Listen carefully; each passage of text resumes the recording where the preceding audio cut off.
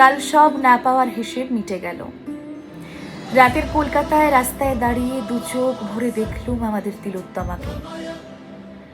এক তিলোত্তমার জন্য বিচারের লড়াইয়ে আরেক তিলোত্তমা দু হাতে আগলে রাখলো আমাদের সন্তানদের। পথে নেমেছে অগণিত মানুষ, জাতি, ধর্ম, বর্ণ নির্বিশেষে। বয়স সেখানে বাধা মানেনি, প্রতিকূলতা কাউকে আটকে রাখতে পারেনি। আমাদের যুব সমাজের উদ্যত কণ্ঠের দাবি কত মধুর তা উপলব্ধি করলুম কালকে। চোখের কোণ চিকচিক করে উঠছিল, আবেগে গলার কাছে পাকিয়ে আসছিল। শুধু ভাবছিলুম এই এক রাত, আর সেটাও ছিল আর এক রাত, বড় নৃশংস, বড় ভয়াবহ সেই রাত।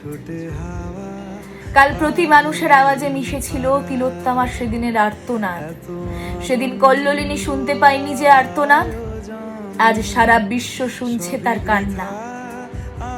আর নয়, এবার থামো, দোহাই তোমাদের, বিশ্বাস করো।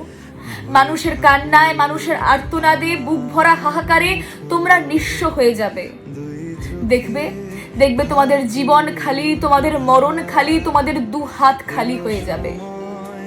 থামো, এবার প্লিজ থামো। আমরা বিচার চাই, আমরা শাস্তি চাই।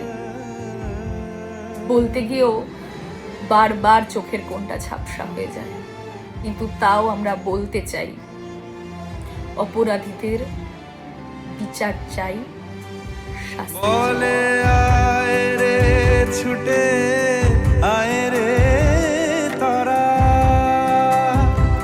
হেথা নাই কো মৃত্যু নাই কো